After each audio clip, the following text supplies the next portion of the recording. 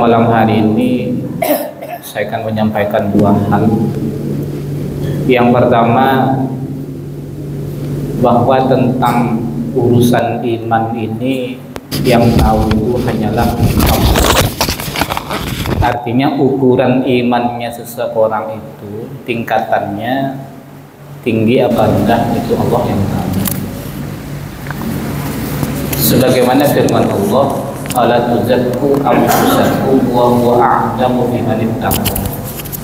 Janganlah dirimu itu merasa suci, merasa bersih, dan Allah lah yang Maha mengetahui dengan siapa yang paling takwa. Nah, artinya apa? Bahwa jangan menganggap diri kita ini yang sudah rajin ke masjid, melaksanakan sholat berjamaah, aktif, bahkan berpuasa, melakukan kebaikan, lalu kita menyatakan diri bahwa kita adalah orang yang paling takwa. Allah itu yang paling tahu siapa yang benar-benar bertakwa. Iman kita ini kadang-kala bertambah, kadang-kala berkurang. Jadi kalau pas di malam ini seperti ini kita berkumpul ini, iman kita bertambah nih Pak, artinya naik nih, tinggi kita nih. Seiring dengan itu pula, iman itu bisa saja nanti dia akan turun down. Di mana itu apabila kita berkumpul atau bersama-sama atau mengerjakan maksiat, melanggar perintah Allah. Nah, iman kita turun. Nah, dengan demikian orang yang rajin ke masjid ini kan mestinya yang diketahui, yang dipandang oleh Allah itu hatinya, Pak. Ikhlas betul apa tidak dia? Jangan-jangan dia datang ke masjid karena malu sama pengurus masjid. Kenapa? Rumahnya dekat dengan masjid. Seandainya jauh, boleh jadi tidak datang juga. Jangan-jangan dia datang aktif ke masjid karena dia termasuk bagian pengurus masjid atau ketua lah gitu.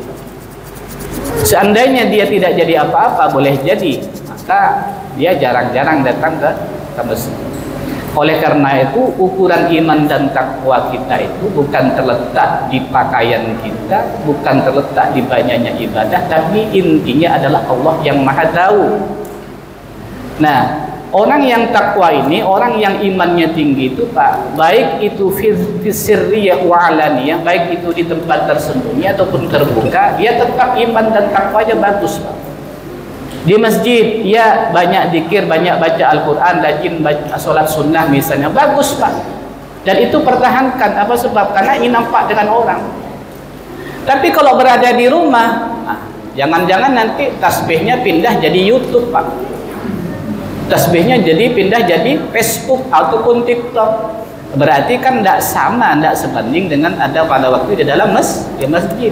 Kalau dalam masjid bulan Ramadan rajin baca Al-Quran, di rumah rajin dia upload foto, upload YouTube, upload ini segala macam. Nah itu dia.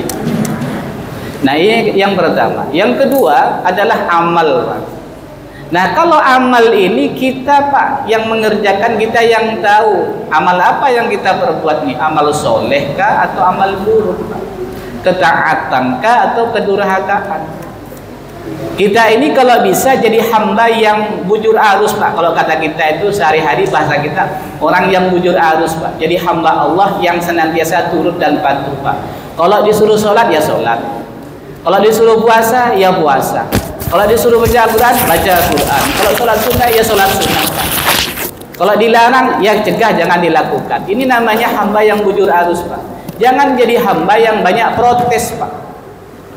Protes terus Pak, ini gimana ini, itu kok ini saya enggak ya. Jadi protes terus, udahlah gitu, banyak mengeluh lagi. Kenapa saya ditakdirkan jadi orang miskin, kenapa saya kok sering sakit, kenapa saya kena musibah, kenapa anak saya ini, karena ini. Padahal saya sudah rajin sholat, jadi ibadah, sudah banyak berdoa, kenapa. Ini namanya terlalu banyak protes Pak. Ya sudah, jalani aja kehidupan itu karena semuanya sudah tercatat di Lauhul Mahfuz. Kita menjalani takdirnya Allah Pak. Makanya kita dalam kehidupan ini jangan bimbang urusan rezeki ini Pak. Jangan bimbang Pak, jangan ragu. Rezeki kita dengan anak kita berbeda Pak. Dan takarannya tidak sama walaupun dalam satu keluarga. Perlu Bapak ketahui, ini Pak ingat-ingat nanti Pak ya. Seekor sapi yang besar itu Pak, seekor sapi yang besar itu kalau disembelih, maka siapa-siapa yang menikmati dagingnya per satu potong itu data namanya, alamatnya sudah ada itu Pak.